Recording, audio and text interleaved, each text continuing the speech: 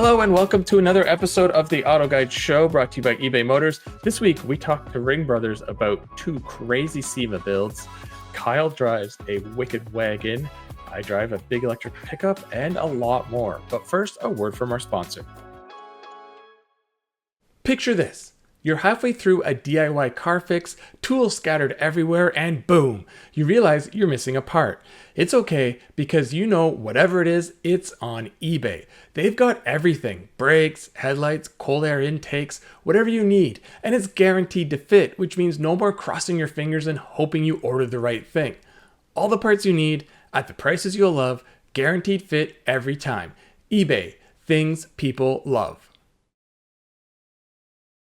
Okay, so to kick things off, there is something else rather interesting that happened a couple weeks ago when we finally got to publish. We did a comparison of the two most unlikely vehicles possible, I would think. Yes. This was... I'm sorry for bullying you into doing this, Mike. I know it was really hard to have to drive a 650 horsepower Porsche for a while. It was the Porsche Cayenne Turbo GT, the highest performing Cayenne, and the Hyundai Ioniq 5N, the 641 horsepower fully electric crossover. Yeah, so your idea of why we did this was similar power, similar weight, but in two completely different ways and at two completely different price points. Mm-hmm. Yeah, and you know what? Like, I know for you, you were coming into both of these blind. You've driven a facelifted Cayenne, but not the Turbo GT. And I had driven the pre-facelift, and I've driven the Ioniq 5 a couple times at this point, the 5N. So it was, well, a tale of contrasts, right? Yeah, I mean, like I said, I drove a Cayenne, but it was the absolute entry-level V6. I mean, I had a lot of options on it, but yeah, this was quite different. It's a monster in every sense. I mean, it's pretty heavy. It's not big on the outside, but for a Porsche by their standards, it's big. It's got disc brakes bigger than my head. What was it? 10 piston calipers up front, I think. And yeah, 10 piston, and they're like 18-inch discs or something. Yeah, everything you could throw at it. And then the valve exhaust, so you can hear that V8, which sounds nice. It's not the loudest, but it definitely gets the vehicle moving. Yeah, and I think that's sort of why this seemed like a really good matchup, is because despite it being the range topper, the Turbo GT, it's not brutal in the sense that, I mean, it's an SUV, so it kind of can't be. But this was the first time Porsche used this new badge on a vehicle, and it kind of blends the turbo straight line performance with something that's a little more enhanced, and that's why GT is in the name, right? But it's not a GT3 equivalent. It's not basically a track vehicle. It's a little more fun to drive. And then the Ioniq 5N is the same kind of idea. It's a lot of fun, but then if you want to wind it back and just drive around like a regular car, it does that pretty well too. And the Cayenne gets to keep its back seat as a Turbo GT, which is a plus. Yes. Yeah, I don't think it has the option to remove the rear seats like the Taycan. Yeah. Like you said, both of them, you turn everything down, they drive fine. I was actually surprised at how well the suspension setting is in sort of the comfort mode for the Porsche. I expected with the wheels and tires and just what it was meant to do, it would be very rough. I mean, it is on the rough side for an SUV still, but perfectly livable. I've been in far worse, less sporty SUVs, that's for sure. Yeah, the first time I drove it was in just outside of Atlanta, and it was raining, and Porsche had told us very point blank, just be careful, because I mean the tires are pretty extreme, right? That was the big difference between these two when we had them, is that while they're similar performance numbers, the tires are so much more aggressive on the Porsche, and luckily we had perfect weather, so we didn't really have to worry about that. It was like when I had the CT5V Blackwing a couple weeks ago, where aggressive tires and they're fantastic, but once it rains, you're like, oh, it's getting a little slick out here. So yeah, I mean, like I said, never drove the N. I finally got to. It is crazy. I see like it's probably one of the most hyped up cars of the year. Everyone's going on and on about it. It is. It's fast. It handles well. It makes weird noises, and the fact it can exterior rev from a speaker in the rear bumper is a bit much for me, and the simulated shift points. But I get it. They're trying to. It's sort of like the gateway blend over of regular performance cars into the EV era. Yeah, and how I look at it is, I mean, we're both fans of enthusiast cars, and the manual transmission is dying, right? And you have to acknowledge nowadays that if you're getting a manual, you're not getting it for performance, you're getting it for fun. It's slower, but it's more engaging. And if you follow that logic, then the Ioniq 5N makes sense because they've done things to it, not to make it any quicker, but just to make it more fun. And I think this is the first genuinely made for fun EV that I've driven. I mean, the Taycan is very impressive and it handles like a Porsche, but it's very ruthless and efficient at what it does. And this makes us laugh, and it's in the video, right? Like both of us are laughing and smiling through it. And I think that's the great thing, is it shows this passing of the torch between these two. Yeah, and people commented about what you just said, like, oh, the simulated rev points, like that's pointless, makes it slower. It's like, yeah, but it's just for engagement. I mean, you want to set a lap time, you turn all that stuff off. Yeah. So anyway, yeah, I mean, one's triple the cost of the other, but so you can get 3 of the Hyundai. Yeah. So moving on to another high-powered thing with a hatch. You drove and all-wheel drive, and it's heavy. It weighs more than either of them. Wow. Yeah. Yes. So the 2025 BMW M5 Touring. It is the cool one. I mean, this was both an easy and hard review to write, because I don't think it's acceptable if I would have just wrote, yeah, it's the sedan, but with more storage space. That's it.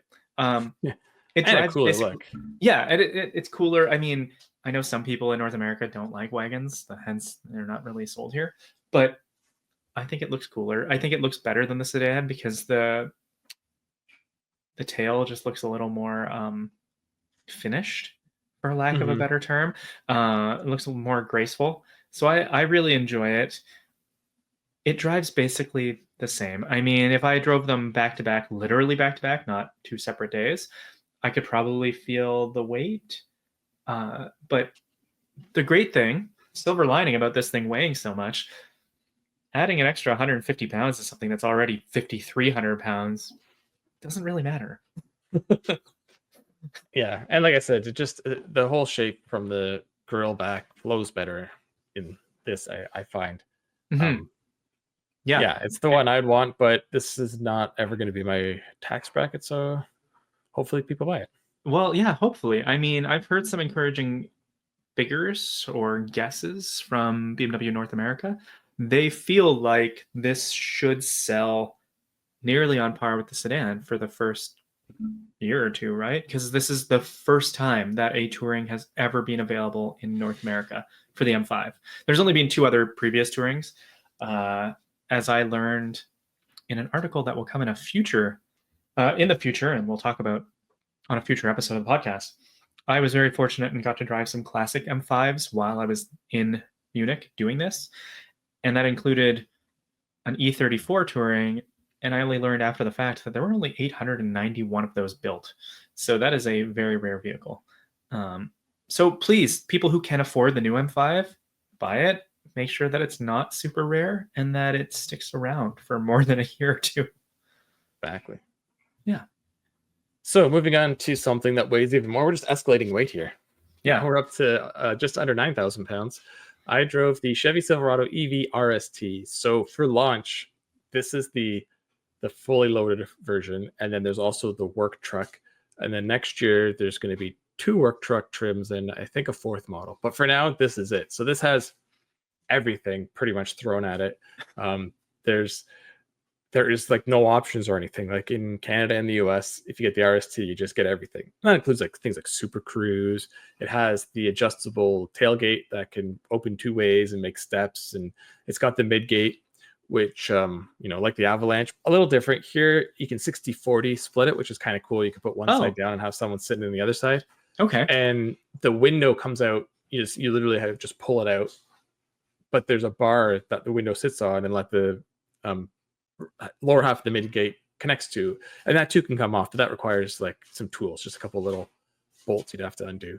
Okay. But then you have the huge wide opening, and GM says you get to take like a 10-foot couch from back seats to tailgate, like folded down. So I mean, yeah, like people who buy this are definitely moving 10-foot couches on a regular basis. probably. I mean, they would be the perfect car for a couch delivery service. Yeah. So it's got that cool tech. It's got 24-inch wheels, which is crazy, but the vehicle's so big in the way it's designed, it really fits it. It makes it look sporty. It looks so much better than a regular Silverado. I had so many comments on that. Like if it had a smaller wheel with bigger tire, it would be fine, but this just really makes it look like a futuristic sport truck. And it has up to, I think it's 754 horsepower. Maybe that's the torque. Both figures are well in the 700s. So that's not too far off the Hummer power-wise, a bit lower on torque compared to the 3-motor, because this is only a 2-motor truck. But if you read the fine print, that's only when you do wide open watts, or WOW, which is their launch control, not to be confused with watts of freedom. No, what is it? Watts to freedom. There's WTF and WOW, but they're the same mode, but different acronyms. Is that basically it? So when you do WOW, it's Chevy says 0 to 60 in 4.5 seconds, and that feels like it versus the Hummer's 3.5. So there's a difference. But if you don't have it on launch control, you lose almost a second and a half in that 60 run. And on the highway, you feel that. In the city, you feel that. Like, it's quick, don't get me wrong. It's a several hundred horsepower truck, but the regular truck makes, I think, like in the low 500s. I don't think in normal mode this is much higher. There's no official number that they tell us, but when you say regular truck, you mean like a gas Silverado? No, like the work truck. Okay. The work truck has like 500 and I'd have to look it up, but just over 500 horsepower compared to the 750. But I would say in regular driving, you're under 600 horsepower, and you can feel it. Now the advantage is it'll do 700 kilometers on a charge, 450 miles, and that's because it has that same massive battery, undisclosed size battery as the Hummer, which is probably north of 200 kilowatt hour usable capacity. I know some people say it's under, and that Jim sometimes quotes what it, like, you know how they can quote the size, but then there's the usable size. But I charged this thing when it was at 50%, and I took it all the way up to did I take it to 100? Yeah, I think I did. And if you do the math, it was over, like, it would be over 200 kilowatt hours that the truck holds. So I mean, like I said, at Super Cruise, even though the power is a little lower than sort of what you think you're getting, it's still great. It's got 4-wheel steer, so it's super nimble. It rides really smooth. Like it's a truck that's got tremendous tech, but the rest of it needs a little polish. It's almost a 6-figure truck in the US, and it is well over that in Canada. And the rear doors are like entry Silverado doors. Like, it's a solid plastic piece. It has some trim bits like attached to it, but you can kind of flex the whole door, and it just you feel very GM inside. And it's nice if you're going to use it for truck purposes, because you want surfaces that, you know, clean easy, don't scratch easy, and that's this truck. But at the price point, like you said, I don't see too many 10-foot couches regularly getting traveled in it. Like, the work truck is a little more affordable, and it's not much lower, but it's just sort of after being in the Hummer, it's a lot more money, but it has a nicer interior than this. The infotainment and everything works well. So does the gauge cluster. The more I drive new Chevys, though, that have that same setup, I'm starting to learn they don't all have the same features or same functionality. Some of them can customize certain things that others can't. And I'm in there trying to do stuff, and I'm like, why can't I do it in this truck? But it's different than the other one. And then I know I'm going on and on about this truck, but just two more quick things. And these were sort of the issues we had. Number one, as you know, having driven multiple Chevrolet EVs, there's no Apple CarPlay integration at all. It's not even like, oh, you pay to get it. No, it is a full Google car. It's a decision they made that you're only going to have Google capability. So Android users, this doesn't affect you. You can still connect and do everything. But Apple users, and there's a pretty good chunk of them in North America where this truck's being sold, your phone doesn't connect. I mean, it can connect to make calls, but there's no CarPlay. So if you use Waze or Spotify or any of that stuff, you can download them from the Play Store on the truck, but you need to make a Google account. And if it requires data, you got to pay for the data plan through GM. So, like, I just feel the brand's way overestimating how willing people are to do that. Like, I know a lot of people who be like, I can't connect my phone. I don't care. I'm going to the next vehicle. Move on. Yeah. And it sounds like such a little thing, but it is. Like, there's a reason people buy MacBooks that have iPhones and whatnot. Like, they're willing to go into something else. And I've talked to Android users, and they've said if it's the opposite was true, they'd be in the same situation. Like, they're not going to go make an Apple account because the car only uses Apple. So, and that was a problem for BMW or Porsche for a while, where they just didn't have Android Auto. I mean, in their defense, they said that the vast majority of their clientele used the other one, and that was the thing, is it was a low priority. But like you said, in North America, iPhones are a pretty serious chunk of the market, so it's a weird thing to just skip. I have to add, because I was sent this by our Chevy PR person. There is some slight clarification about the cost of data plans, or the need for data plans with these vehicles. 2025 models will include some level of OnStar that allows for certain navigation products or certain navigation apps. Ways. And and voice assistant apps to be used without consuming data, or they'll use data, but you don't have to pay for it. It's included as part of the purchase for the first 8 years. For model year 25 vehicles, though, I never got a confirmation on whether that applies to 24s, and also it still doesn't include anything like audio. Like, it's for navigation or voice assistance apps. That was very specific, and I was like, okay, so if I want to use Spotify, I still need a data plan. So we use our phones very different in vehicles. So for me, that covers the main reason I use it, because I always want Waze, because we live in like the worst city in the world. Well, not world, but definitely in Canada, maybe North America, for traffic. So yeah, I still have to make an account and everything, but that's at least a workaround. So those people like me are somewhat appeased, but you're still stuck. But I mean, still, people, I don't know. I just think people are generally lazy, and I totally put myself in that category. And it's not their brand loyal. It's just once they're in a stream of something, they're going to continue if it's the easier thing to do. And we live, all of us with smartphones live on our smartphones. All of our stuff is in those tiny little things. And so it's a lot easier to just get in your car and be like, point to my phone. All my stuff is there already. I know it's not much to have to set up everything in your car, but yeah, it's frustrating, and I would not be surprised if, like the volume knob at Honda, this decision gets reversed soon. I said that in my article. Exactly that comparison. I said when Honda dropped the volume knob, and we can even go, you said like Porsche, but a more recent, even its second example to the volume knob, Volkswagen. How much was that infotainment system panned, especially how it didn't light up at night? And next year, not all of it, but a lot of it solved. So yeah. I don't want to keep ragging on this, but I think someone somewhere along the chain was convinced that this is it and didn't maybe consult. I don't know why, but anyway, we're so privileged in our role. Like, I'm getting annoyed when I go in a car and it's like, you don't have wireless CarPlay? Oh, I gotta get a cord. Come on. Yeah, but that's just us. So finally, we've been on this truck forever. The front hood latch had it didn't malfunction, but it gave a code thinking it was malfunctioning. So it wouldn't power open and close anymore because it thought it was broken. There's a cord inside to manually override in case you need to get stuff out, like all vehicles. So I could open and close it, but the truck kept thinking it wasn't. So it could just need a flash, could need the code, I don't know. But it limits you in speed, which totally makes sense, because you don't want someone with the hood actually open doing 60 miles an hour. Totally. And either trading lift or ripping it off. But it was a very slow drive to take this thing back at 25 miles an hour. But I mean, things happen. Yeah. All right. So moving on to something different. I drove the Honda Pilot Trailsport, which isn't new this year, but it was in the 25, which is refreshed this year. And I have never driven a Trailsport, so for me it was like a double new, I guess. Double new. When we did our 3 vehicle comparison almost 2 years ago now. Yeah.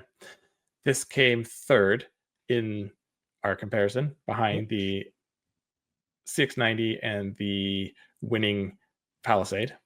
Oh yeah, that's right. Okay. That was when this was fairly new, and we liked its style. It's super easy to use, and it was quite spacious. And all that's the same. I still like this style. It's probably my favorite Pilot styling It looks of good. all of them. The Yeah. first one was a little too boxy, and then it got too round. This is sort of the right in between. The Trailsport makes it look cooler with the small 18-inch wheels and beefy all-terrain tires, and the black badging everywhere. Inside, it's usual. I'd say like sort of previous Honda, because the Civic's kind of changing it, but it's all black, not really inspiring, not overly stylish, but super functional. There's cup holders where you want them, storage where you want them. There's climate control buttons. The infotainment system looks dated in graphics and whatnot, but it's really easy to navigate around. It has a volume knob, as we mentioned, because that came back years ago. Yeah, and the Trailsport is an actual useful upgrade. So some of these vehicles that get whatever off-road name, they just get chunky tires and that's it. This one gets that, but it's also raised up an inch. So I think it goes from 7.3 to 8.3 inches. Okay. So it's almost up around Jeep Subaru levels. It's got steel skid plates. The trail mode is exclusive to this, and it uses different transmission and engine mapping of the 10-speed. Yeah, so it gets the towing package standard and captain share standard, just little things, but that's all because you can then carry big things in the back, like mountain bikes or paddleboards, maybe. I don't know, but I say in the video, this isn't meant to climb Moab. That's not what this was designed to be. So you can't look at it and be like, oh, Wrangler's way better. Well, of course it is. But what this is meant for, and where I tested it and where it actually really excels, are those gravel and dirt roads that don't really get maintained. So they're full of potholes or small washouts or washboard that you take to get to a hiking spot or your favorite fishing hole or camping or whatnot. And that's this does great there. I was bombing across roads where any SUV could do it. Most sedans could do it. But the speed is doing it at, it was like nothing was happening inside. Whereas others, you're like smashing and rattling.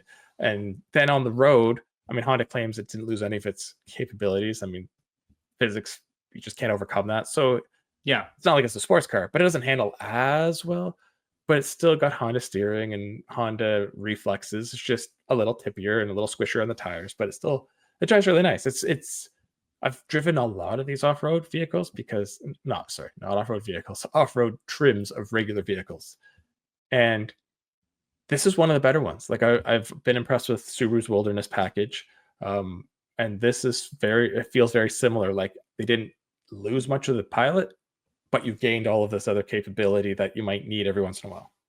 Yeah, and I think we've covered that with other vehicles that get this sort of treatment before, where like, yeah, some of it is cosplay, right? It's like, oh, I want the vehicle that looks like it can go where it, anywhere. But really, it's also like the Wilderness Subarus are a great example where it's just, well, now it's more comfortable. Like, or the CX-50. The CX-50 is a great example. The Meridian is way more comfortable than the tiny sidewall regular model. Yeah, with this squisher tires and suspension. And it's funny because it seems, having driven the new one with the revisions, they kind of adapted a lot of that into the regular CX-50s because they probably heard what we said a lot.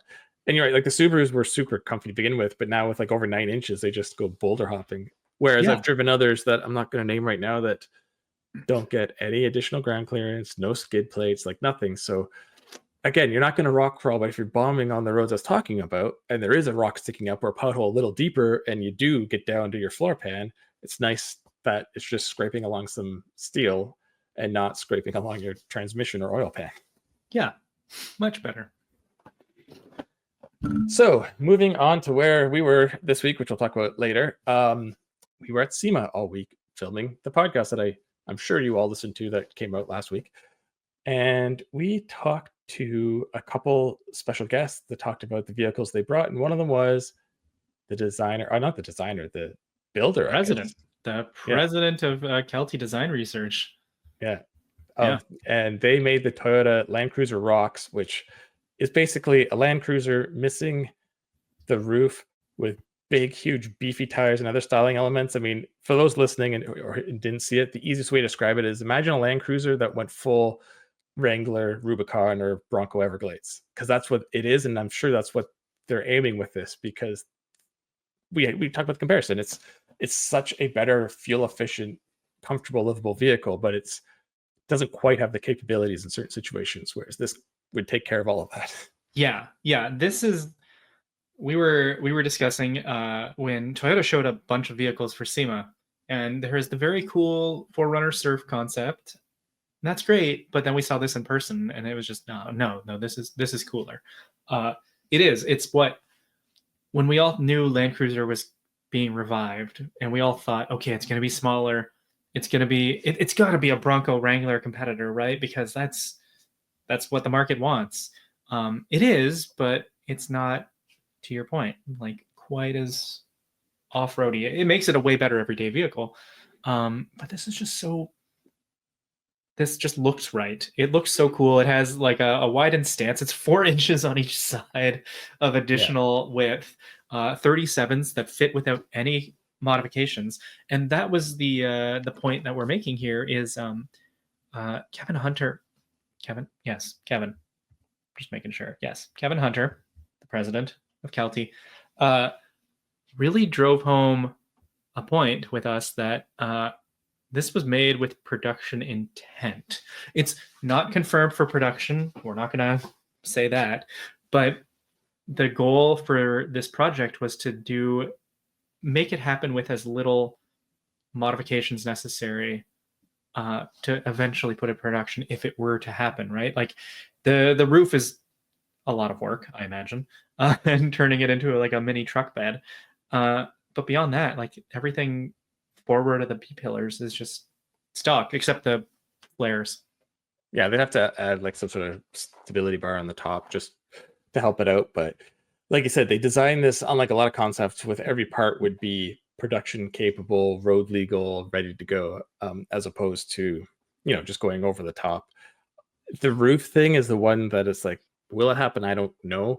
But the tires, fenders, bumpers, I like Toyota would be crazy not to do it, because you are missing out on a market. Like the regular Land Cruiser fights with Broncos and Wranglers like they're sports, like the regular versions. Yeah. But the price puts it up against the bigger off-road guys. And at that point, it is a different vehicle. But if you could, sort of like the old 4Runner, you could get TRD Sport, which is totally on-road and fully loaded, or you get TRD Pro, which is fully off-road and fully loaded. Mm-hmm. So, yeah, or make the 4Runner this. Like, it's kind of weird having two of the same SUVs, but yeah, differentiate it somewhere. This rocks. So yeah. It does. We were waiting all this time to say it. So back to SEMA. That was part of our cheap plug here. 10 best cars of SEMA 2024. There's a full video you can watch on our YouTube channel. We picked 10 cars that we thought were cool. They're not necessarily the best or the most creative or the most expensive or whatever category you want. It's just ones that you and I subjectively think are cool. And we got to talk to some of the builders, including Peter Forsberg, about the Nissan Titan that he worked with Nissan to design. Not Titan, Frontier, Tarmac. So yeah, it was fun. And Kevin, as you said, and others. So go check it out. Yeah. All right. So we are going to take a quick break on the Auto Guide Show, brought to you by eBay Motors. And when we come back, more SEMA. We're going to talk with the Ring brothers, like I said earlier, about their two cars, which we haven't talked about yet because they're probably the two best cars of the show. They are absolutely insane, and they are so well crafted. It's one thing to build ridiculous performance, ridiculous numbers, but it's another to make it look like it could have come straight out of a coach built manufacturer's program. So yeah. Swapping out your tires? There's nothing like it. With eBay, you'll find the feel you're looking for, from smooth highway rides to grip for rough terrain. Get all the tires you need at prices you'll love. eBay, things people love. Welcome back. We have a special guest this week as another one of our SEMA series features. If you could just introduce yourself to our audio listeners and what you do. Sure. Ryan Fielding. I'm the fabrication shop manager at Ring Brothers. All right. So, I mean, if people who are into cars know what Ring Brothers are, but everyone might not know. So if you could just very briefly describe what the company is and what they do. Yeah. So Jim and Mike Ring are the Ring Brothers. They have had a passion for cars and power and modifying things since they were kids, right? We have pictures all around the shop of them as teenagers, tearing stuff apart.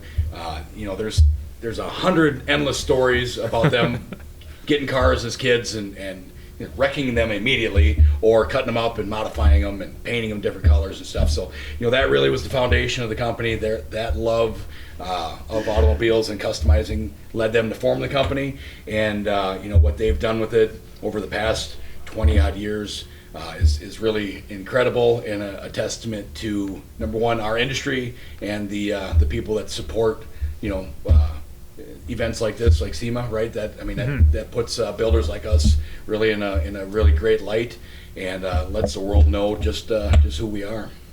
Yeah, I mean, every year for SEMA, that name comes up, right? Yeah. Like every year, it's like, well, okay, what are they bringing? Right, and that's real special to us, and it's a lot to live up to, and that does not weigh lightly on us throughout the year. Like, we know we can't phone it in ever.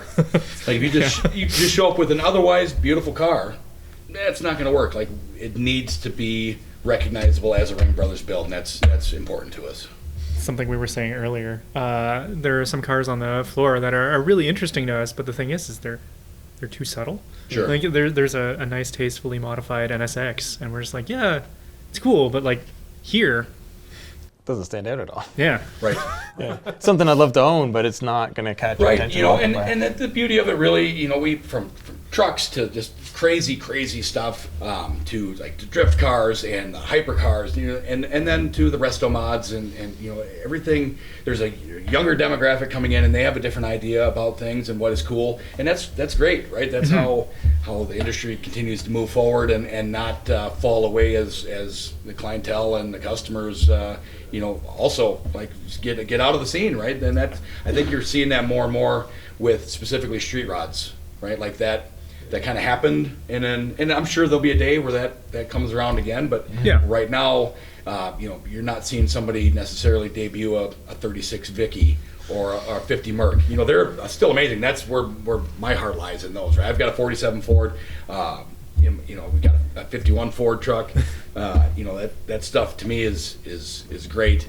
But the younger kids, right? We brought an 87 Grand National this year, right? Like, that's the newest car we've ever built. And that's because the guy who we built it for is of the age where, when he was in high school, that was the car.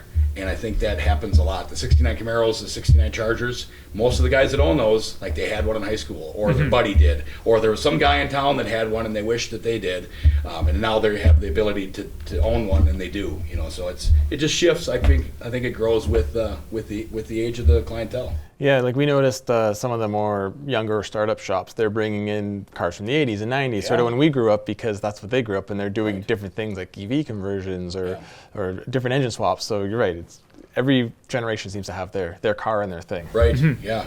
yeah. So you touched on it briefly there, and we touched on it in a previous episode about our favorite SEMA cars, but tell us the vehicles that you brought. Go into detail on Sure. it. So we unveiled 3 on Tuesday. Starting with 1970 Barracuda named Infected. So, rad car. It's bright pink. Pure snow white leather interior, and then there's black hints and chrome throughout the car. Carbon fiber hood. It's got a red eye in it, but since we painted the car pink, we decided it's no longer a red eye, it is a pink eye.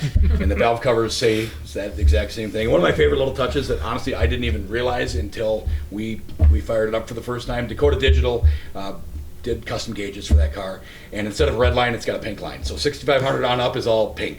And Wicked. right, it's little stuff like that that's fun. And it's important to us that those things exist, because it allows, like, Dakota and the guys there, like, somebody came up with that and was like, oh, let's do this, and it's rad. And it's a little Easter egg for us even when we fired it up, and like, oh shit, they did that, like, that's cool. Yeah. So a fun car, transaxle car. So C6 Corvette running gear, mated to the red eye via custom, like a lot of customization had to be done, right? Mark Bowler took care of that process for us, and we've got the red eye going through the torque tube out to the transaxle in the back, and it separates the weight pretty amazing. Like, the car handles beautifully, it drives amazing, and I think we weighed out to somewhere like under 50 pounds difference in all 4 corners, and and a lot of that's due to that transaxle, right? Because you've got the weight pretty well separated. Yeah. Fun car. Like I said, loud, bright. It's the loudest and brightest car we've ever built. If you know Ring Brothers, most of our cars are rather subdued, cream, and Enyo was that sage green, recoil with that 66 Chevelle cream color. If it's red, it's probably a dark maroon, but this one is bright pink. And I was super stoked about it when we decided on that color. Like that, I'm like, oh yeah, 100%. I'm in. And the white interior, like, come on, it was great. Next one we did was that 87 Grand National I was talking about. Special thing with that car, we did our normal touches where we smooth things out and refine. It still looks like a Grand National as it should. All three of them sitting on HRE wheels. And that one, the HREs that are on there, they nod back to the Grand National wheels. They have that silver and black, and they look like it's a modern take on the Grand National wheel. But up front, we got rid of. There's no plastic on the car anymore. So anything that was plastic, specifically the front and rear bumpers, those were made in sheet metal aluminum. So everything's metal. And with that, we refined those edges, smoothed everything out. We extended the fenders forward so that headlight bucket angle continues all the way through the bumper instead of kind of doing the jog where it went with the headlight and then went 90 degrees down. Like, we kept that angle going straight and then built out that aluminum bumper. And it's got where the turn signals would have been on the Grand National bumper. That's the air intakes. Center section normally wasn't notched out. We notched that out, and that's where the intercooler gets its air from. We did the same in the rear. But the really important, really cool thing about that car, if you know Grand Nationals, if you know the Buick V6s, there's a guy named Kenny Duttweiler. He's a legend. He's a god when it comes to building these engines. And he put together a V6 that's hitting 1246 at the crank, 32 pounds of boost. Now, Kenny tells me it'll take 45, 50 pounds of boost and stay together, and then you're north of 1,800, 1,900 horsepower on a V6. Yeah. And that thing sounds like no V6 you've ever heard. Like, it's nasty. I love it. It's one that I'm real excited when we get back. We drive these cars. Before SEMA, we need to make sure that they're safe and they're functioning as they should and they have a good tune. But when we get back, we'll wrap it up in PPF and then we'll stab it. We want to make sure that these cars go through some driving that's probably more aggressive than what the customer's ever going to do. Because I'd rather have something go wrong a mile from my shop than if we send it, overseas or to the other side of the country, right? I would just assume like we're gonna drive this thing hard, and that way we can be certain that the car we're sending to the customer has gone through whatever paces that it could possibly go through, and I'm excited for that one. Like, I'm a little nervous too, to be honest. I mean, Enyo from 2 years ago, 510-inch LS base, nowhere near the horsepower that this little V6 has, and that truck was scary to drive. So we'll see. And this is manual too; it's a 6-speed with 1,200 horsepower. So yeah, we'll see how that goes. I gotta say, I appreciate that you kept the turbo V6, because a lot of people who build Grand Nationals immediately put in a small block, and it needs to stay true to itself. Then you have a Regal. Yeah, exactly. Call it what it is. Yeah. But so that is a customer's car? It is a customer. Yeah, everything we build is commission built. Okay. And that one's built for somebody who appreciates the Grand Nationals. This was a dream car. It started themselves. Honestly, they didn't initially come to us and say, "Hey, I want to build a Grand National." They had it. They were in talks with Kenny on getting this engine built. They had the chassis from Roadster Shop. They were piecing it together, and then we decided to take the build on. The last one that we unveiled is a 72 K5 Blazer named Tuka. Super rad Blazer. It is very similar to a lot of the Blazers we've done on the outside. It's got our hood.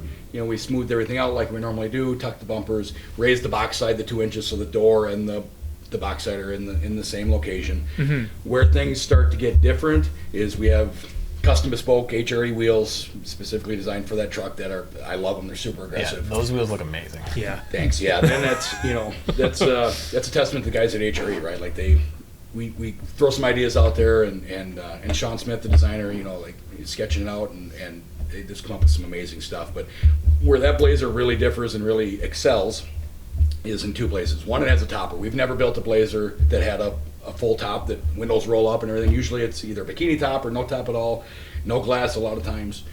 This one, the customer wanted a full top with glass, all the comforts of a modern vehicle. From the outside, he wanted it to be tough, rugged, look like a Blazer, have a pretty aggressive stance. But where it changes is that when we open the door, he wanted it to look like something from the future, right? As if you're in a prototype 2040 Denali. If a Denali exists in 2040, what interior would it have? And maybe it would be similar to that. So that's where Sean Smith stepped in, and he really worked hard on the designs with us, with the customer, and we all kind of roundtabled that and talked about these ideas and let them go wild with creativity and 3D printing, carbon fiber, machining, and old school upholstery work as far as foam and wood and all of that was mixed in there, and that interior is just incredible. Gabe's out of LA did the interior on it. It's just rad. That topper, back to that real quick. So we've along with it being modernized, we've Frenched in a 22 Blazer panoramic glass roof that functions into a 72 Blazer topper. Now, mind you, since we raised that box height 2 inches, we had to chop the topper 2 inches because otherwise it's sitting above the windshield. But it's very head tall. Yeah. So we chopped that out, flush mounted the glass, put that 22 Blazer panoramic glass roof in, and in the back half or back little foot or so of the topper. Normally they're relatively straight up and down, and the glass had a big fiberglass surround with exposed hinges, and it's big, bulky, and the glass is kind of small, big, ugly rubber seal. That is 18 and up Jeep Wrangler hardtop. So we lopped the back of a hardtop off of a Wrangler and used the glass and the surround and the hinges and the defrost and the seals and the gas struts and the wiring and the wipers and all of that into that back. So that's kicked at the same angle as the glass. So that flush mounted glass. Normally the hatch was at a little bit of an opposing angle to that glass. We laid it back so it's at the same angle as the glass. It's got a third brake light in there, a little bit of a spoiler, and then it's wrapped in a material. We thought that painting it would just be too much. It's so much black going on that it needed something to break it up. And what that is a convertible top material that's black, and it's got some beautiful stitching in it. And then with that topper and the flip-up glass, the way that we built that is similar to the way the Jeeps are, and that dictated that we have a swing-out gate. Now, Blazers all have a drop gate. This one we did a swing-out gate using Bronco hinges and a Bronco handle with the functioning proximity on the rear handle, just like the new Broncos would. Built that out of aluminum, and you open it up, swings out, and then the glass comes up. Spare tire carrier there showing off that big HRE, and the rest of that interior. Like I said, if you had a chance to really look at the interior, but it's beautiful, and we were fortunate enough. We just found out here just a couple hours ago we won an award for best interior of SEMA. So nice. It was super. We didn't know. I walked over. I was talking to Gabe Jr., talking to the owner of the vehicle, talking to Sean Smith. We were just standing there, and all of a sudden, there's a steering wheel laying next to it, on this chrome stand. What is this? And we're looking oh, dang, right? So then smiles all around, and I know Gabe and Gabe Jr. are super proud of it. I know Sean's proud of it, and the owner, he's just beside himself, and that's honestly seeing, and I've said this a few times this weekend, I'll say it again. If it weren't for having to pay bills, I would do this job for free, just for the reaction that you get from customers after they see what you've spent the last X number of years committing yourself to, right? Watching, all three hadn't seen the vehicles, so they were there front and center when we pulled the cover off, and just watching them, they're so anxious, right? A lot of time, a lot of money, and those last few months, we're pretty tight-lipped, no pictures. You don't get to, we want you to be surprised. Now some people no, they want it, and that's fine. But if they'll allow it, we'll keep them out of the loop so that they get that, that real hit. And it's nerve-wracking for us. Of course, it's very stressful and nerve-wracking for them. But without exception, when we pulled those covers off, there was tears being shed, and I've never seen somebody smile any bigger than I saw with the three vehicles that we unveiled. So that's what it's all about, right? And it's so special to have people trust us with, usually it's a dream car. A lot of times it's a once in a lifetime build, and we're trying to put the thing that they've been thinking about, chances are, their entire life, and make it a reality. And then to all at once in front of TV cameras and hundreds of people pull those covers off and watch them see it for the first time is really special. Yeah, I'm glad you covered the roof on the K5, because that's the first thing that really stuck out when I saw the pictures, and the big side glass and everything. Yeah. And you're right, a lot of people could have just easily just left it. Right. But the little touches like that is what really sets it off. And like I said, those wheels and tires, like it just fits the whole persona of the outside of the car perfect. Yeah, thank you. Yeah, it's you know, even just with the color combinations, what was on the wheels kind of matches what's in the interior, and they all play off one another pretty well. And I'm excited for you to take a closer look at the interior. Yeah.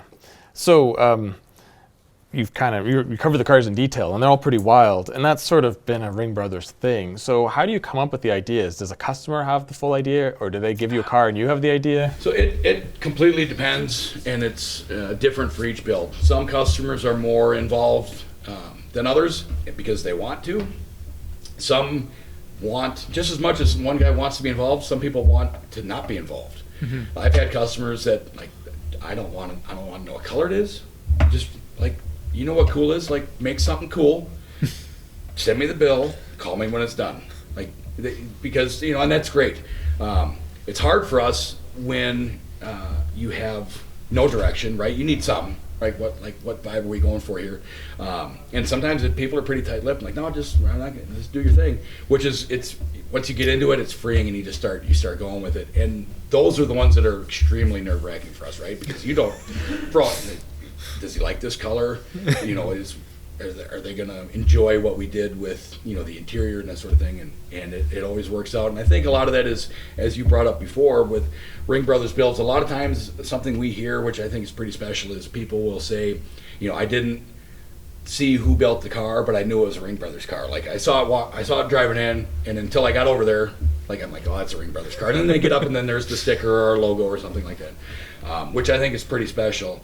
And to that point, with that being the case, somebody calls up and they want, say, a 69 Mustang to be done Ring Brothers style. Like, we're going to talk some key points, and unless they have very specific needs or requests, like, they're just going to let us do our thing, and they know that it's generally going to have a vibe that screams Ring Brothers, right?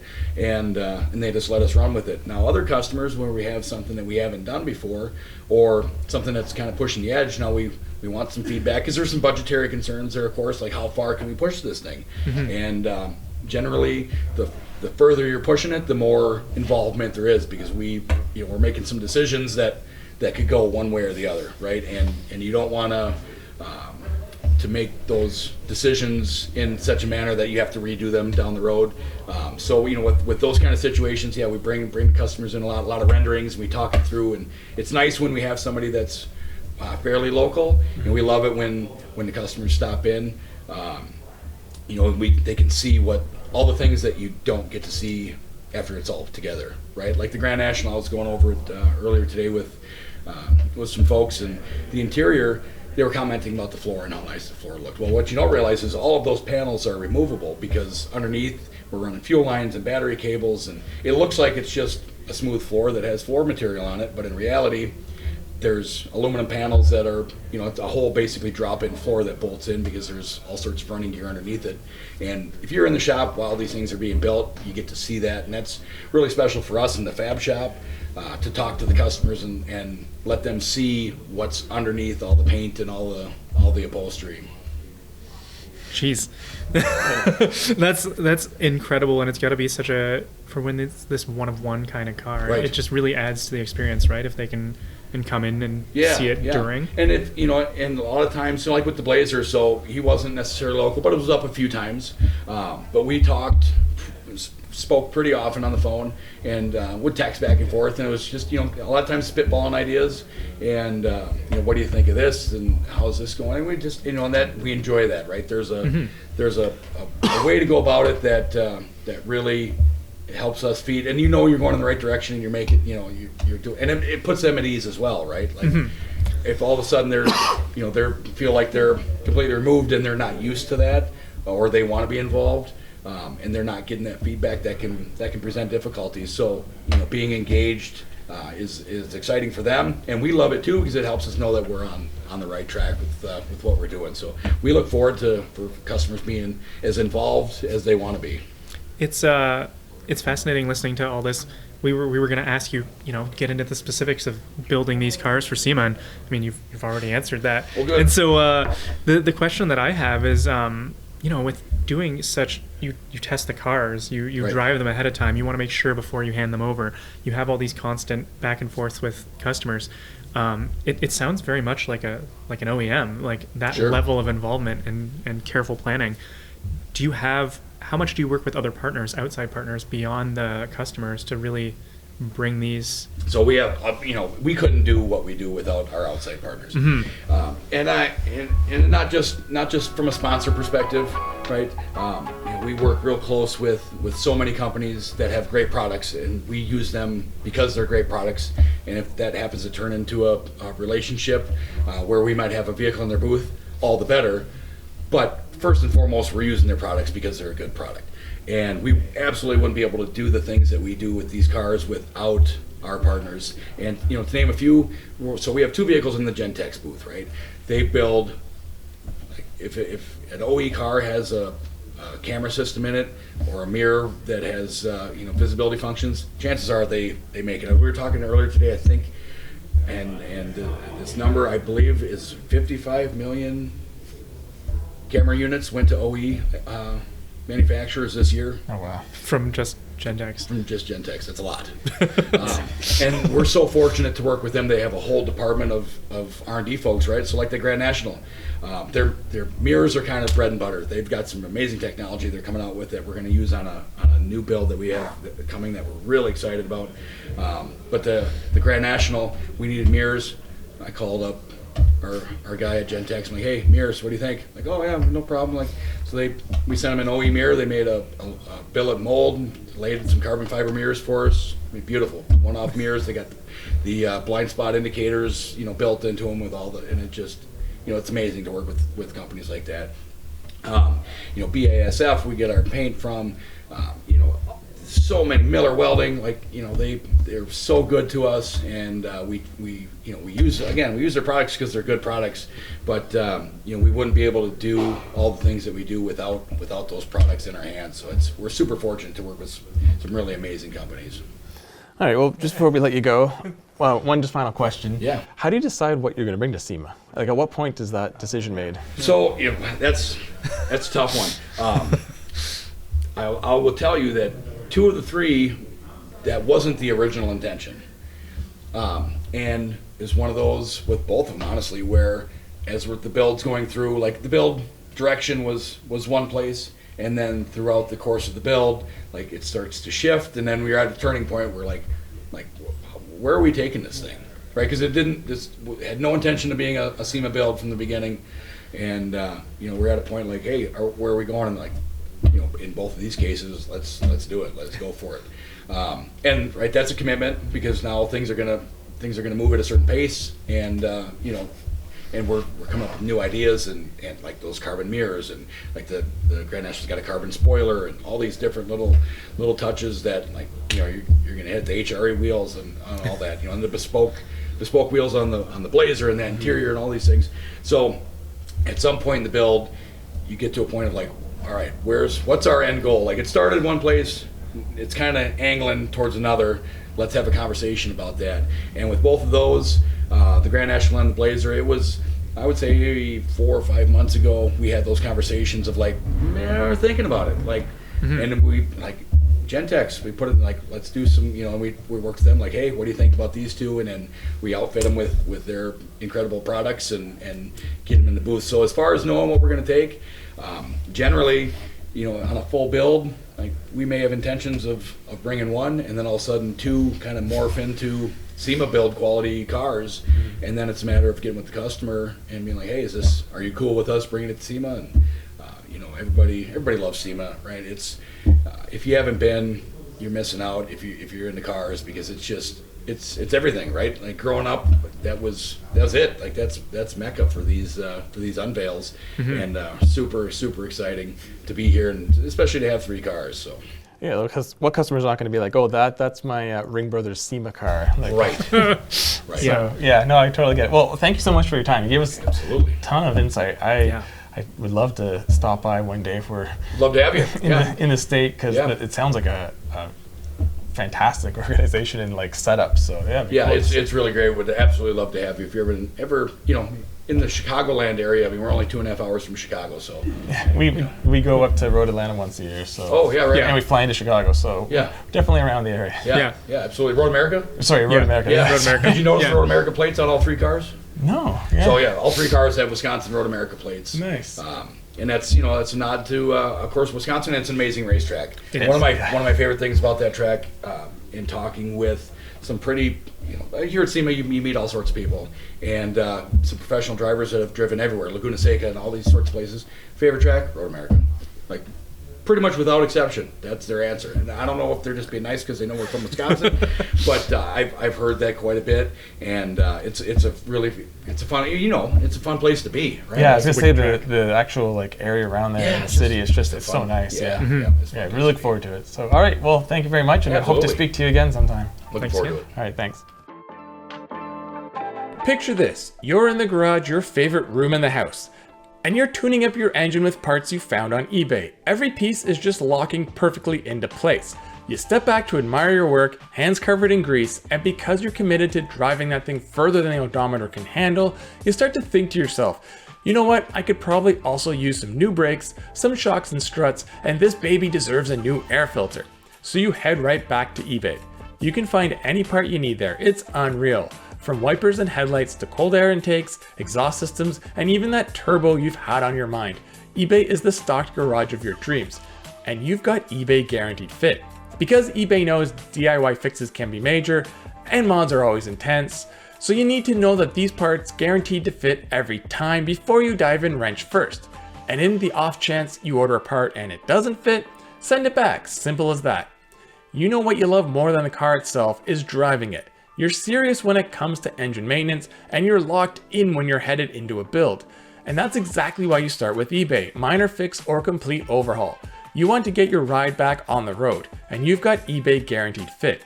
So eBay created My Garage, where all you have to do is add your ride's info and get the exact parts that fit.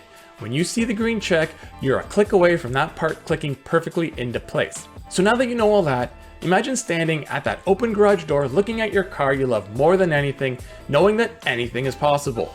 Whether it's keeping it on the road forever or turning it into something that's never been on the road before.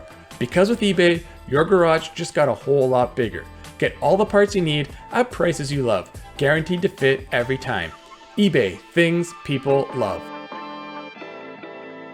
All right, so we have Colum Wood back to talk F1. This is kind of old news now, but man, was last week's race great.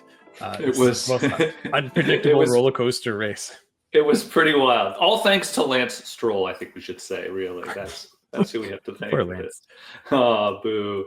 He really did. A testament to don't panic when things start to go wrong. I know. He would have been perfectly fine. Maybe he didn't even need a new wing, even. But nope. Yeah, drive straight into the gravel. Yeah, but that was a wild race, and for some reason, Max just seems to kill it on that wet track. That's like there's all these famous YouTube videos of him from like 2016 when he was like a rookie. He came in. It was when he was in the AlphaTauri or whatever they were called back then. Just swooping outside of like Nico Rosberg back in the day. So he just loves that track, it seems. So. It was very entertaining, a very entertaining weekend of racing. I think there were like 5 red flags during qualifying. I always joke. I think you and I, either on the call or this call or after it last week, you were like, "Oh, I got to go PVR," and I said how I have the app, and I always feel like a schmo for saying this. I'm really not being paid by them to promote this, but it saved my bacon again. Like I had the app and I didn't have to worry about all the delays and all the everything. And I just turned it on, even to the point where I went to start it and it was like it was the actual qualifying on the Saturday that got pushed to the Sunday. And I started and it says, "Oh, it's not there." I'm like, "What do you mean it's not there? The app's broken, blah, blah, blah." And then my wife's like, "Do you want me to Google the results?" Because I don't want to Google it because then I'll see what the answers are. If I'll see the results already. So I'm like, "Fine, check the results." And she's like, "Yeah, it was delayed." And I was like, "Oh my." So paid off once again. Helps my stress levels. Yeah. I was like, I missed qualifying because of that. I couldn't figure out what fake show to record, but I got the race time down, so I watched it. But That's what always happened to me, and it drove me nuts. So the problem is that my wife got me the F1 subscription, like it's like a Father's Day present or something one year, but now it's just become part of our regular expenses. I can't live without it. So it's like she still probably gets me something else for Father's Day, but it's like, well, that just made my life a little bit more expensive, but probably the streaming service I enjoy the most. So take that, Netflix / Disney Plus / whoever else. Did you see the drivers? It's not a union, but the group representing them basically sent a letter to the FIA either today or yesterday, telling them to like basically treat them like grown-ups and stop with all this stuff. Like, I guess like just the way they've been changing the rules in the last couple of weeks, and then like all that chaos at the start where no one was given instruction, and then they all kind of guessed, and Lando and those people up front guessed wrong. But there was no real rule to it. Max guessed right. And then they go and penalize all these people with money and all this and that. Yeah. It wasn't about the racing in the rain, because did you see that part on it was on the Saturday when Hamilton called out the head of the FIA there, or the Stefano Domenicali, and basically like live on TV, and Hamilton was like, let us race. And he's like, give us proper, like, why do they have these wet tires if they don't use them? So in the end, I shouldn't bitch. It was great. It was thoroughly entertaining, but I know if I had been sitting there for an hour and a half waiting for qualifying to start when it never did, I'd be pretty annoyed. So this is absolute perfect transition, because I have two stories surrounding Hamilton. Good. So first off, I saw reports today. I mean, it could have come out yesterday. I'm just behind the ball, but it turns out Carlos Sr. is the one who leaked that Hamilton was signing with Ferrari to Toto and basically everyone else. Really? And the word on the street is, now this could just be pure speculation, but it's because since he knew like Carlos Jr. was out of a seat, he thought if he took it to Toto, Toto would be like, oh, I'll take Sainz in my seat. And he never did. So if that's true, it totally backfired. But yes, that's what's coming out today, because Toto did an interview. There's another interesting thing he said, but I'll get to that in a sec. Interesting. That's wild, because I would not have. Again, I never would have thought Mercedes would take someone else's scraps, no matter how good they were. It just, the optics look bad. It's you're taking the driver that someone else rejected, unless it was like a clear like trade, like like in Major League Baseball or something, where you're trading these players for those because I need an outfielder and he needs a pitcher or whatever, right? But I don't. Probably a misjudgment by Carlos Sr. there. So. What's rumor number 2, or juicy gossip number 2? So in the interview, Toto said that they talked about Hamilton. Basically, he said, we only signed him on a 1+1 contract because in so many words, there's a shelf life on drivers and the cognitive ability goes away. And they need to look, and he said something about he needs to look at the next generation and this and that. And it's like, you just sound like a angry at X at this point. Yeah, you do. Although it's generally true. They lose. I don't even know if it's the cognitive ability. Sometimes I really think it's the. Some of it is like if you go back and watch like when Schumacher returned, like the car wasn't the same, but it also wasn't the same Schumacher. Like he made some misjudgments when he was in his 40s that a 30-year-old Schumacher just didn't make, right? So, and you even wonder now, like we all watch Alonso and think that guy's still doing awesome, but he's probably still, even he should admit, is probably not what he once was. So I do think there's a shelf life with all athletes, maybe with for sure race car drivers, we're getting better, but he made the example with football, like soccer, because so about same thing that guys go, and then I agree, but I don't think Hamilton's quite there. I know like Alonso's the unicorn that no one's going to be like that, but and it's still like people are saying, oh, he's lost it. Like look how slow he is now. It's like look how slow his car is. He's always ahead of Stroll still. I don't know what's happened at that team, but after last year's promise, man. So yeah, those are my two interesting stories of the day. You were the rumor one this week. So let me see what I've got for you. Oh, so here was the more Hamilton news. He's making news everywhere. I don't know if you saw this, so I had to dig into it. I saw this little radio message that Hamilton gave at the end of the last race, and it was making the rounds on Instagram and everything. And he said, quote, "If this is the last time I drive, it would be a shame if it wasn't great, but I'm still grateful to all of you."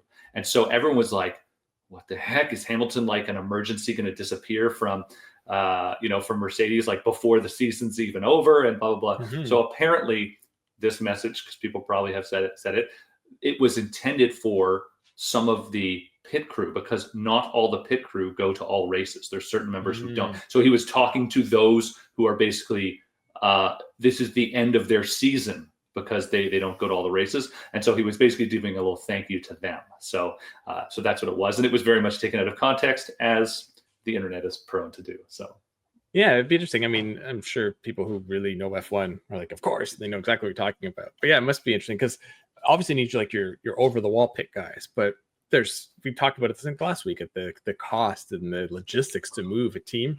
So I'm wondering when you get to the last couple of weeks, it's like, well, we don't need these guys because if this breaks, there's no way you can repair it in time, or we don't need these guys to market or whatever. Like there must as it goes down, they keep paring it down. Yeah. So I guess we never really talked about the Kick Sauber news, right? Like they finally they have their team together, right? We got rid of Zhu and Bottas, and what's our Bortoleto is our new guy, right? So he'll be along with Hulkenberg for next year. So interesting. He got an Italian to fill out the team. I mean, he's a good racer, but you thought with Magnussen that Audi wanted like the all German team, but maybe this is like a 1-year trial. Do you make it through this year? I think they just needed a German driver. You had to have one. Like that's like the rules, right? Like you gotta, because and it's funny. It always sounds like it sounds a little like oddly racist to be like put those sort of overtones in. But part of the reason is that they know just having that one driver of that nationality will open up just a world of sponsorships in the country that they live in. Like it's sort of politically correct actually for to do it versus sounding racist. But it's also just, it's where the money flows, right? Like if again, I always joke about like Honda Toyota back teams having a Japanese driver. Sometimes it's because those teams are backing a Japanese driver and they want them there, but they also it will open up all those sponsorships in that country where people know that driver way better than they know any other driver. Like Nico Hulkenberg's not going to resonate in Tokyo. Right? It's just not going to work. So, but if you get a Japanese driver, he very well could. So. Yeah, I mean, a good example, and it hasn't been that way for a while, which is surprising, is Ferrari. They used to always have an Italian driver, but I guess as long as you have someone who can speak the language because of promotions and appearances and whatnot. And I think Charles can speak like 1,000 languages. So I think they're covered there. And apparently play the piano quite nicely too. I don't know if you've ever seen. If you search that on YouTube, he's a pretty good piano player too, I think. So which is like just imagine the hours he's spent his whole life in physical training and practicing racing and all this, and somehow he's like learning languages and playing piano. It's like, where do you have the time? We try to fit a 10-minute podcast in and we don't have the time. You don't get to that level without like going hard and everything, right? So it's probably one of those guys who needs like 3 hours sleep a night or something. Probably.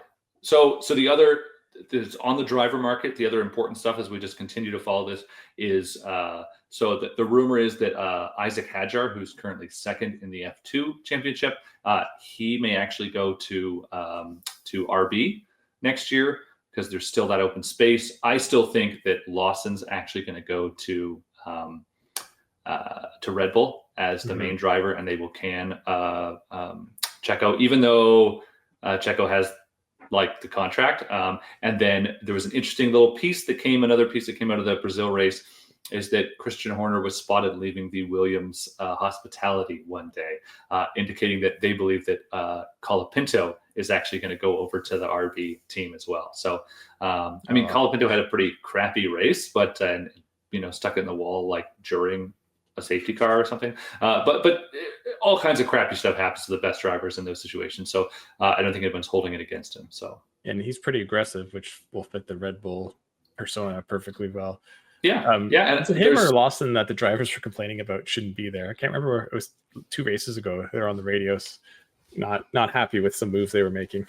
No, I know that Lawson and Alonso had a little like tussle at one of the races. They were, I think it was in Austin.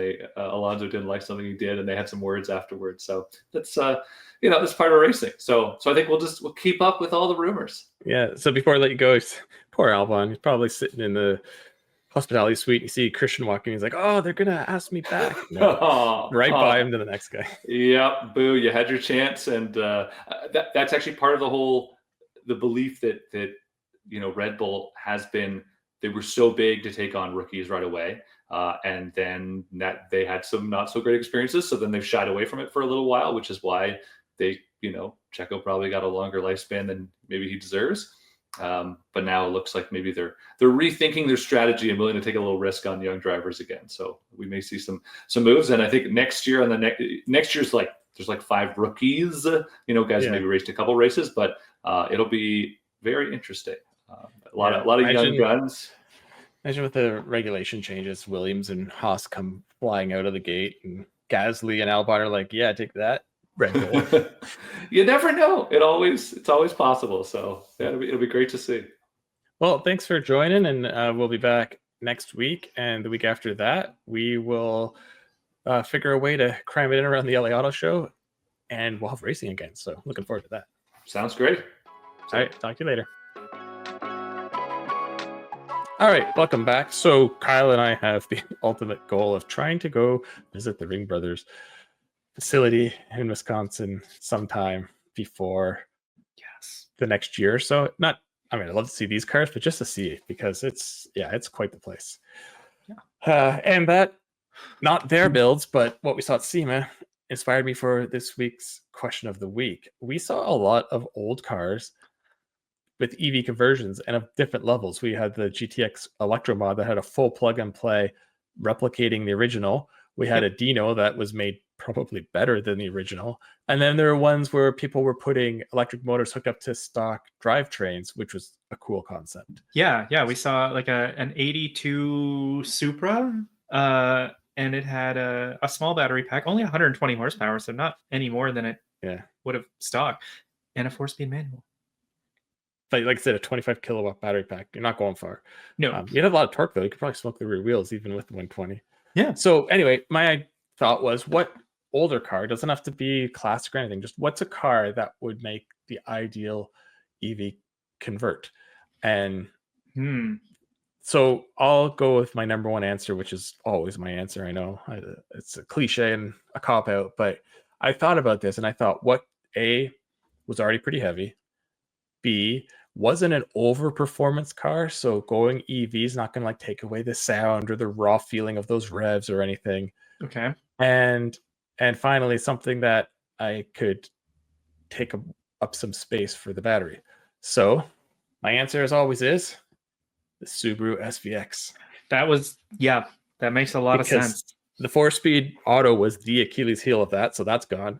Yep. The engines were great, but getting parts for those now, oh God, good luck. So that's all gone. I could potentially not power all 4 wheels because I got rid of the transmission. So I could just do a single motor under the hood that powers the rear, or I could do a dual motor where one does front, one does rear.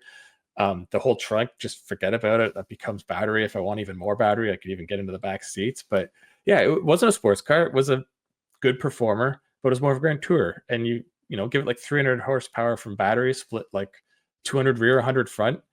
It would be a better car. And and it looks cool, and it kind of suits the look of an EV, right? Modernize some looks of it, maybe smooth out some of the bodywork, some slightly larger wheels. It would look great. Yeah, put some flares on.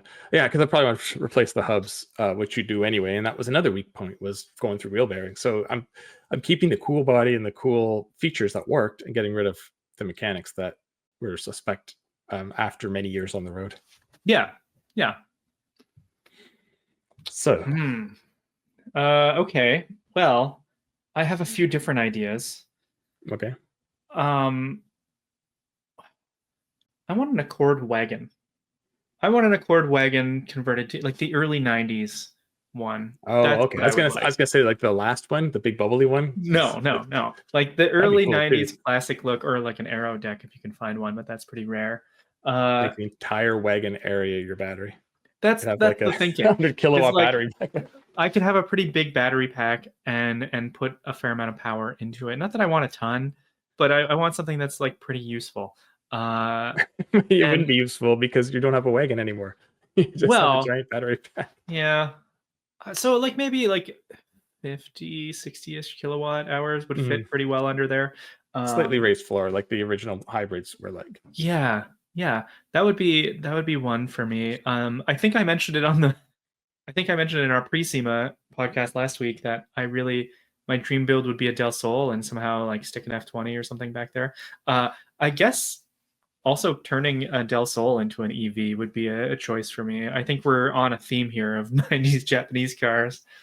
But yeah, put a motor on the rear wheels and the battery under the hood. Yeah, that could work. Right? Like I just think the weight balance would be really good. It's a small little car. It'll stay nimble. You don't need a ton of battery. Don't need a ton of power. Yeah, and none of these cars had engines. Well, no, the Del Sol never had a super exciting engine on this side of the Atlantic. So yeah, we never got the good stuff. So I don't feel bad tearing them up. So my second one deviates from this 90s Japanese thing just to save us all. So your Wagon really almost touched on what I was thinking for my next one. Was it could be anything. Any of the Malise American cars from the mid to late 70s. They're boats that were heavy. They didn't have much power because of emissions. Yep. Think of how much battery you could fit in the trunk and hood of those things. And like, even if you gave it 400 horsepower, 500, it would be like scary fast for its size. And you could probably put everything under the hood and still have your trunk fully usable. I mean, the weight distribution would be absolutely, would it be terrible? But yeah, like those two, like no engine of that era was good. Yeah. You can modify them and work on them, but why just rip it out and make it a 400 horsepower EV that can go 200 miles on a charge? And yeah, you can go to car shows, keep the body in good shape, do burnouts on a whim. And I think like it just suits it better than the default idea of like, oh, let's shove an LS in there. Like, I don't know. Like they're big, comfy boats. I don't want some ridiculous loud V8 in them. I want something that plays to their strengths and just smooth, comfortable. Grand Prix or Cordoba coupe just wafting down the road silently. I thought you were gonna say like the Dustbuster minivans, like the Lumina. And I was like, ooh, can you just? I mean, it kind of looked cool. I don't know. I think there's a lot of opportunity, and we talk about this a lot in the special podcast episode of like, there's so many cars from back in the day that, truth be told, don't have like the most iconic powertrains, and the great way of modernizing them would be sticking some plug and play EV setup in them. Yeah, I mean, you have to deal with the battery, but if you're talking purely the motor, nothing makes as much power for its size than an electric motor. Like it just doesn't. Imagine a first gen early year Caravan or Magic Wagon with the wood paneling and all. Power the rear wheels. Just put it underneath the third row and put the battery under the hood, and off you go. Give me a K car and just like a K car wagon, and just with 400 horsepower. Relievant. I guess on that point, I guess at that point you're probably just turning it into a chassis twisting machine. But you know, whatever. Anyway, well, I mean, maybe not, because you don't have the engine bolted in the front twisting the rear wheels. It's just in the rear wheels. But yeah, nothing back then was meant for that. But no, that's fine. All right, so we're gonna take another break, and when we come back, I will be talking with Colum Wood about F1. Last week was crazy, and we get a little week off, and there's been crazy stories because that's the drama of F1. And after that, Kylan will be back to talk about what we did this week. We kind of already told you, and what's coming up next week. All right, ready for the what's next? Oh, let's move the slide. Excuse me. All right, ready? Yes. Yep. All right, so this has been a lengthy episode because we had a lot of good stuff, especially that interview. I mean, I could have talked to him for the entire hour, but yeah, we have other segments we got to cover. So we don't really need to talk about this week. We were at SEMA. That was our week. You have nothing fun to drive right now, so you don't have to talk about that. I have something that looks just like it. Well, not doesn't look like it's the same color as the "What's Next" sign. I have a bright yellow 2025 BMW M3 for a handful of days. It is the manual. It is the base M. Did I say M5? I meant M3. M3. Did I say? I did. Okay. M3 base manual rear drive. Nothing fancy. Outside of it being a 473 horsepower sedan. I'm looking forward to see what it's seeing what it's like because I've driven most M products in the last year, and I haven't driven this since it launched, and I just want to see if it still makes sense. So yeah, I have a little bit more time with it before I ship off again back to Europe to drive a upcoming Volvo. Well, that's a busy week ahead for you. Next week, I am in town because we're ramping up for the auto show, the LA one, the week after. So I'm actually driving something I was looking forward to, and I'm looking forward to more and more. It's the Infiniti QX60, and it's the new one. Well, not new, refreshed, but it has the 2-liter turbo in it. So it's just the V6. Yes. So, I mean, I was already interested to see how that is, but we know the Murano's getting a very similar setup.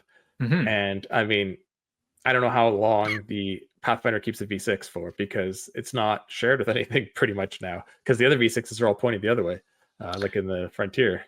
Yeah. So, and the turbo one's in the big Infiniti. So, yeah, I want to see what it's like, because this is sort of a sampling of the future. Well, not the future, but Nissan's future, Infiniti's future. Yes. It'll yeah, I'm looking forward to what you think, because we really like the QX60 in a 3-vehicle comparison at the beginning of the year. So, yeah, fun.